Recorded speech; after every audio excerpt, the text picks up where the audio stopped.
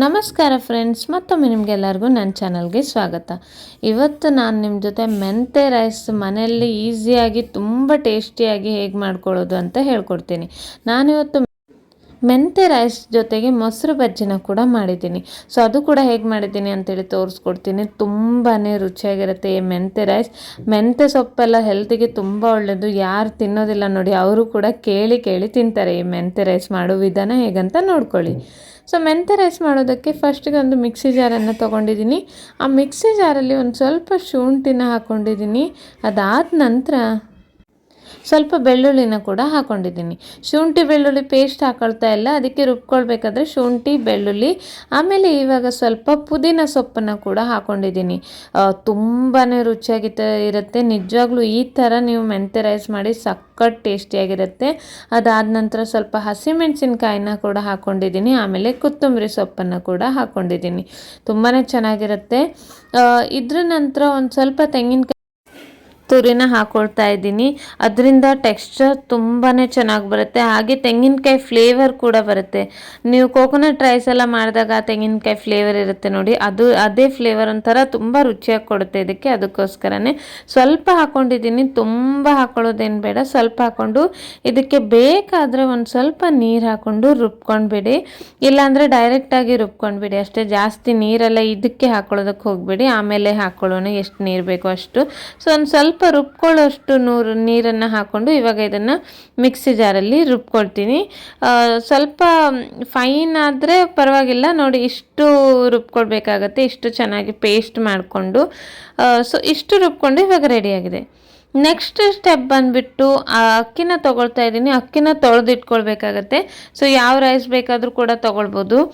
ನಾವು ಬಿರಿಯಾನಿ ಮಾಡಬೇಕಾದ್ರೆ ಬೇರೆಯೇ, ಬಟ್ ಈ ಥರ ಲೆಮನ್ ರೈಸ್ ಆಗಿರ್ಬೋದು, ಮೆಂತೆ ರೈಸ್ ಆಗಿರ್ಬೋದು, ಈ ಥರದ್ದೆಲ್ಲ ಮಾಡಬೇಕಾದ್ರೆ ನೀವು ಯಾವ ರೈಸ್ ಕೂಡ ತೊಗೊಳ್ಬೋದು. ಸೊ ನಾನಿಲ್ಲಿ ಅಕ್ಕಿನ ಚೆನ್ನಾಗಿ ತೊಳ್ಕೊಂಡಿದ್ದೀನಿ.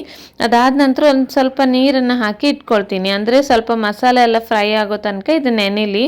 ತುಂಬ ಗಂಟೆಗಳ ಕಾಲ ನೆನೆಯೋದೆಲ್ಲ ಏನು ಬೇಡ. ಒಂದು ಸ್ವಲ್ಪ ಇವಾಗ ಇಲ್ಲಿ ಮಸಾಲೆ ಫ್ರೈ ಆಗೋ ತನಕ ನೆನೆದ್ರೆ ಸಾಕಾಗತ್ತೆ. ಇವಾಗ ನಾನೊಂದು ಕುಕ್ಕರ್ನ ಯೂಸ್ ಮಾಡ್ತಾ ಇದ್ದೀನಿ. ಕುಕ್ಕರಲ್ಲಿ ಸ್ವಲ್ಪ ಎಣ್ಣೆನ ಹಾಕ್ಕೊಳ್ತಾ ಇದ್ದೀನಿ. ಅದು ಎಣ್ಣೆ ಸ್ವಲ್ಪ ಬಿಸಿ ಆದ ತಕ್ಷಣ ಇಲ್ಲಿ ಇಡೀ ಗರಂ ಮಸಾಲೆ ಇರುತ್ತೆ ನೋಡಿ, ಅದರಲ್ಲಿ ಪುಲಾವ್ ಎಲೆ, ಚಕ್ಕೆ, ಲವಂಗ ಎಲ್ಲ ಇರುತ್ತೆ. ಅದನ್ನು ಒಂದು ಸ್ವಲ್ಪ ಫ್ಲೇವರ್ಗೆ ಹಾಕ್ಕೊಂಡಿದ್ದೀನಿ. ನಾವು ಆಲ್ರೆಡಿ ಏನು ಮಸಾಲ ರುಬ್ಕೊಂಡಿದ್ದೀವಿ ಅದರಿಂದ ಫ್ಲೇವರ್ ತುಂಬ ಚೆನ್ನಾಗಿ ಬರುತ್ತೆ. ಬಟ್ ಒಂದು ಸ್ವಲ್ಪ ಇನ್ನೂ ಫ್ಲೇವರ್ ಎನ್ಹ್ಯಾನ್ಸ್ ಮಾಡೋದಕ್ಕಾಗಿ ಇಲ್ಲಿ ಇಡೀ ಪುಲಾವ್ ಎಲೆ, ಚಕ್ಕೆ ಅದನ್ನೆಲ್ಲ ಒಂದು ಸ್ವಲ್ಪ ಹಾಕ್ಕೊಂಡಿದ್ದೀನಿ. ಅದೆಲ್ಲ ಫ್ರೈ ಆದ ತಕ್ಷಣ ಒಂದು ಸಣ್ಣ ಈರುಳ್ಳಿನ ಕಟ್ ಮಾಡ್ಕೊಂಡು ಹಾಕ್ಕೊಳ್ತಾ ಇದ್ದೀನಿ. ತುಂಬ ಜಾಸ್ತಿ ಈರುಳ್ಳಿ ಟೊಮೆಟೊ ಎಲ್ಲ ಬೇಡ. ನಾನು ಒಂದೊಂದು ಈರುಳ್ಳಿ ಮತ್ತು ಒಂದು ಟೊಮೆಟೊನ ಹಾಕ್ಕೊತಿದ್ದೀನಿ. ಸೊ ಈರುಳ್ಳಿ ಫ್ರೈ ಆದ ತಕ್ಷಣ ಟೊಮೆಟೊ ಹಣ್ಣನ್ನು ಕೂಡ ಹಾಕ್ಕೊಳ್ತಾ ಇದ್ದೀನಿ. ಈರುಳ್ಳಿ ನಮಗೆ ಡಾರ್ಕ್ ಬ್ರೌನ್ ಕಲರೆಲ್ಲ ಏನು ಬರೋದು ಬೇಡ. ಸ್ವಲ್ಪ ಫ್ರೈ ಆದ ತಕ್ಷಣ ನಾನಿವಾಗ ಟೊಮೆಟೊ ಹಣ್ಣನ್ನು ಕೂಡ ಹಾಕ್ಕೊಳ್ತಾ ಇದ್ದೀನಿ. ಸೊ ಇದನ್ನೇ ಎರಡನ್ನು ಕೂಡ ತುಂಬ ಚೆನ್ನಾಗಿ ಇವಾಗ ಸ್ವಲ್ಪ ಫ್ರೈ ಮಾಡ್ಕೊಳ್ಬೇಕಾಗತ್ತೆ. ಈಗ ಫ್ರೈ ಆಗ್ತಾ ಇದ್ದಾಗೆ ಇದರಲ್ಲಿ ನಾವೇನು ಮಸಾಲ ರುಬ್ಕೊಂಡಿದ್ದೀವಿ ಆ ಮಸಾಲಾನ ಹಾಕ್ಕೊಳ್ತಾ ಇದ್ದೀನಿ. ನೋಡಿ ಎಷ್ಟು ಗ್ರೀನಾಗಿ ಬಂದಿದೆ. ಇದು ನಾವು ಸುಮ್ಮನೆ ಟೇಸ್ಟಿಗೆ ಅಂತಲ್ಲ, ಹೆಲ್ತಿಗೆ ಕೂಡ ತುಂಬಾ ಒಳ್ಳೆಯದು. ಪುದೀನ, ಕೊತ್ತಂಬರಿ ಸೊಪ್ಪು, ಮೆಂತೆ ಸೊಪ್ಪು, ನಾವು ಸೊಪ್ಪುಗಳೆಲ್ಲ ಎಷ್ಟು ತಿಂತೀವೋ ಅಷ್ಟು ಒಳ್ಳೆಯದು. ಆದರೆ ಪುದೀನ ಅಂದ ತಕ್ಷಣ ನಾರ್ಮಲಿ ಯಾರೂ ತಿನ್ನೋದಕ್ಕೆ ಬರೋದಿಲ್ಲ. ಸೊ ಪುದೀನನ ನೀವು ಈ ರೀತಿಯಾಗಿ ಯೂಸ್ ಮಾಡಿ ನೋಡಿ, ಎಲ್ಲರೂ ತಿಂತಾರೆ. ಅದಲ್ಲದೆ ಮೆಂತೆ ಸೊಪ್ಪು ನಮ್ಮ ಬಾಡಿಗೆ ತುಂಬ ತಂಪು ಕೊಡುತ್ತೆ. ಮೆಂತೆ ಬೀಜ ಆದರೆ ಜಾಸ್ತಿ ಯಾರು ಏನು ತಿನ್ನೋದಕ್ಕೆ ಹೋಗಲ್ಲ, ಒಂದು ಕಾಳು ಲೆಕ್ಕ ಮಾಡಿ ಹಾಕ್ತೀವಿ ಎಲ್ಲ ರೆಸಿಪಿಗೆ. ಬಟ್ ಮೆಂತೆ ಸೊಪ್ಪಾದರೆ ನೀವು ಕಟ್ಟು ಪೂರ್ತಿ ಹಾಕ್ಬೋದು. ಮೆಂತೆ ಸೊಪ್ಪು ಕಟ್ಟೇನು ಬರುತ್ತೆ ಅದೆಲ್ಲ. ಸೊ ಸೀಸನ್ ಎಲ್ಲ ಇದ್ದಾಗ ನೀವು ಸೊಪ್ಪನ್ನು ಆದಷ್ಟು ಯೂಸ್ ಮಾಡ್ಕೊಳ್ಳಿ, ತುಂಬಾ ಒಳ್ಳೆಯದು. ಇವಾಗ ನಾನು ಅದು ಮಸಾಲೆ ಎಲ್ಲ ಫ್ರೈ ಆದ ತಕ್ಷಣ ಇಲ್ಲಿ ಹಸಿರು ಬಟಾಣಿನ ಹಾಕ್ಕೊಂಡಿದ್ದೀನಿ. ಇದು ಆಪ್ಷನಲ್, ಬಟ್ ನನಗೆ ಯಾವುದೇ ರೀತಿ ಪುಲಾವ್ ಮಾಡಿ ರೈಸ್ ಐಟಮ್ ಇದ್ರೆ ಸ್ವಲ್ಪ ಹಸಿರು ಬಟಾಣಿ ಹಾಕ್ಕೊಂಡ್ರೆ ತುಂಬ ಖುಷಿಯಾಗುತ್ತೆ ತಿನ್ನೋದಕ್ಕೆ. ಸೊ ನಾನು ಅದಕ್ಕೆ ಒಂದು ಸ್ವಲ್ಪ ಹಾಕ್ಕೊಳ್ತೀನಿ, ಯಾವುದೇ ಥರದ ರೈಸ್ ಐಟಮ್ ಮಾಡಿದರೂ ಕೂಡ. ಇವಾಗ ಅದನ್ನು ಫ್ರೈ ಆದ ತಕ್ಷಣ ಇವಾಗ ನಾನಿಲ್ಲಿ ಒಂದು ಕಟ್ಟು ಫುಲ್ ಮೆಂತ್ಯ ಸೊಪ್ಪನ್ನು ಹಾಕ್ಕೊಳ್ತಾ ಇದ್ದೀನಿ. ಕಟ್ ಮಾಡಿ ಚೆನ್ನಾಗಿ ತೊಳೆದಿಟ್ಕೊಂಡಿದ್ದೀನಿ. ಸೊಪ್ಪೆಲ್ಲ ಅಂದ ತಕ್ಷಣ ಸ್ವಲ್ಪ ತೊಳಿಬೇಕಾಗತ್ತೆ. ಹಾಗೆ ನಾವು ಇದನ್ನು ಫ್ರೈ ಎಲ್ಲ ಮಾಡಿದಾಗ ಚೆನ್ನಾಗಿ ಬೇಯಿಸಿ ಫ್ರೈ ಮಾಡಬೇಕಾಗತ್ತೆ. ಆವಾಗ ಇದರಲ್ಲಿ ಏನೇ ಅಂದರೆ ಮಣ್ಣಲ್ಲೆಲ್ಲ ಇರುತ್ತಲ್ವ, ಸೊ ಅದು ನೀಟಾಗಿ ಜರ್ಮ್ಸ್ ಏನಾದರೂ ಇದ್ದರೆ ಅದೆಲ್ಲ ಹೊರಟೋಗುತ್ತೆ. ತೊಳೆದೇ ನಾವು ಯೂಸ್ ಮಾಡಬೇಕಾಗತ್ತೆ. ಇವಾಗ ಮೆಂತ್ಯ ಸೊಪ್ಪನ್ನು ಹಾಕಿ ಅದನ್ನು ಕೂಡ ಇದ್ರ ಜೊತೆಗೆ ಚೆನ್ನಾಗಿ ಫ್ರೈ ಮಾಡಿದ್ದೀನಿ. ಹಾಕಬೇಕಾದ್ರೆ ಎಷ್ಟಿತ್ತು, ಫ್ರೈ ಮಾಡಬೇಕಾದ್ರೆ ನೋಡಿ ಸೊಪ್ಪೆ ಕಾಣಿಸ್ತಾ ಇಲ್ಲ, ಆ ರೀತಿ ಆಗಿಬಿಟ್ಟಿದೆ. ಸೊ ಇವಾಗ ಇದನ್ನು ಹಾಕಿದ ನಂತರ ನಾನು ಸ್ವಲ್ಪ ನೀರನ್ನು ಹಾಕ್ಕೊಳ್ತಾ ಇದ್ದೀನಿ. ಇದು ಮಿಕ್ಸಿ ಜಾರಲ್ಲೇ ಸ್ವಲ್ಪ ಮಸಾಲೆ ಎಲ್ಲ ಇತ್ತಲ್ಲ, ಆ ನೀರನ್ನು ಕೂಡ ಇದರಲ್ಲಿ ಆ್ಯಡ್ ಮಾಡ್ಕೊಂಡಿದ್ದೀನಿ. ಹಾಗೆ ನಾರ್ಮಲ್ ವಾಟ್ರ್ ಕೂಡ. ಸೊ 1 ಕಪ್ ಅಕ್ಕಿಗೆ 2 ಕಪ್ ಆಗೋಷ್ಟು ನೀರನ್ನು ಹಾಕ್ಕೊಂಡಿದ್ದೀನಿ. ಕೆಲವರು ಅಕ್ಕಿ ಮತ್ತು ನೀರಿನ ಮೆಜರ್ಮೆಂಟ್ ಡಿಫ್ರೆಂಟ್ ಆಗಿರುತ್ತೆ ಬೇರೆ ಬೇರೆ ಅಕ್ಕಿಗಳಲ್ಲಿ. ಬಟ್ ನಾನು ಯೂಶ್ವಲಿ 1 ಕಪ್ಪಿಗೆ 2 ಕಪ್ ನೀರನ್ನು ಹಾಕ್ತೀನಿ 1 ಕಪ್ ಅಕ್ಕಿಗೆ. ಇವಾಗ ಸ್ವಲ್ಪ ಉಪ್ಪನ್ನು ಹಾಕ್ಕೊಳ್ತಾ ಇದ್ದೀನಿ. ನೋಡಿ ಎಷ್ಟು ಚೆನ್ನಾಗಿ ಕಲರ್ ಬಂದಿದೆ, ಫುಲ್ ಹಸಿರಾಗಿ ಬಂದಿದೆ ಅಲ್ವಾ. ತುಂಬ ರುಚಿಯಾಗಿರುತ್ತೆ ಮಾತ್ರ. ಕಲರ್ ನೋಡೋದಕ್ಕೆ ಮಾತ್ರ ಅಲ್ಲ, ತಿನ್ನೋದಕ್ಕೂ ಅಷ್ಟೇ ರುಚಿಯಾಗಿರುತ್ತೆ. ಅದು ಸ್ಪೆಷಲಿ ಮೊಸರು ಬಜ್ಜಿ ಒಟ್ಟಿಗಂತೂ ತುಂಬಾ ಚೆನ್ನಾಗಿರುತ್ತೆ. ಇವಾಗ ನಾನಿಲ್ಲಿ ಅರಿಶಿಣ ಪುಡಿನ ಕೂಡ ಹಾಕ್ಕೊಂಡಿದ್ದೀನಿ ಸ್ವಲ್ಪ.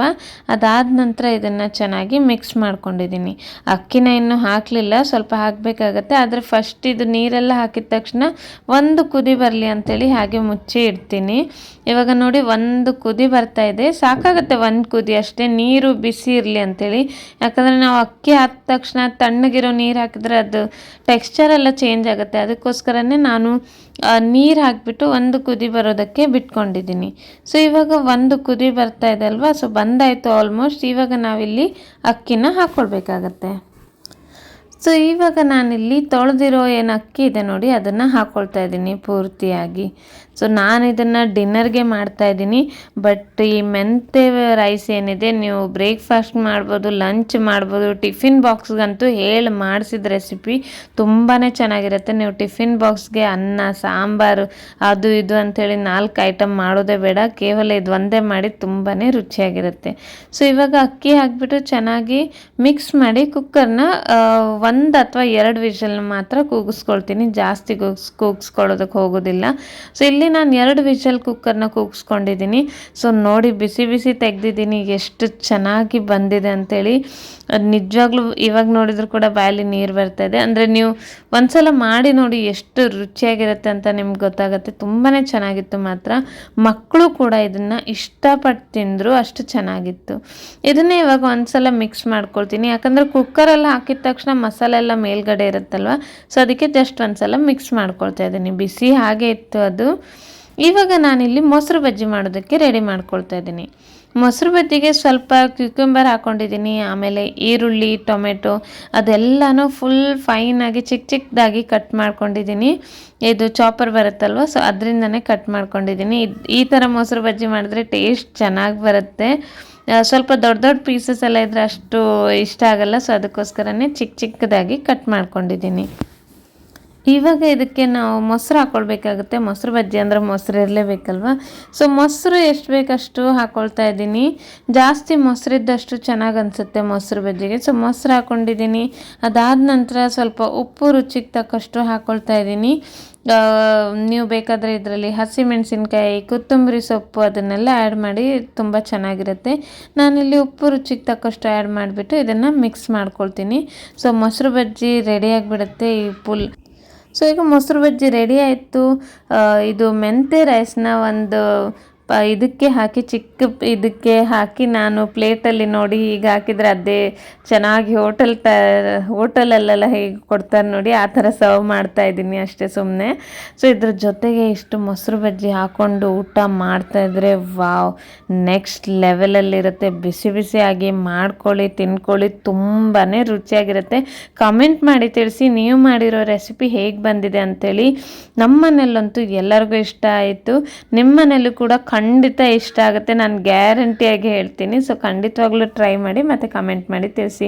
Thanks for watching. ಸಬ್ಸ್ಕ್ರೈಬ್ ಮಾಡಿದೆ ವಿಡಿಯೋನ ನೋಡ್ತಾ ಇದ್ದರೆ ಮೊದಲು ಚಾನಲ್ನ ಸಬ್ಸ್ಕ್ರೈಬ್ ಮಾಡ್ಕೊಳ್ಳಿ. ಡೈಲಿ ವ್ಲಾಗ್ಸ್ ಹಾಗೆ ಈ ಥರ ಕುಕಿಂಗ್ ರೆಸಿಪೀಸ್ಗಾಗಿ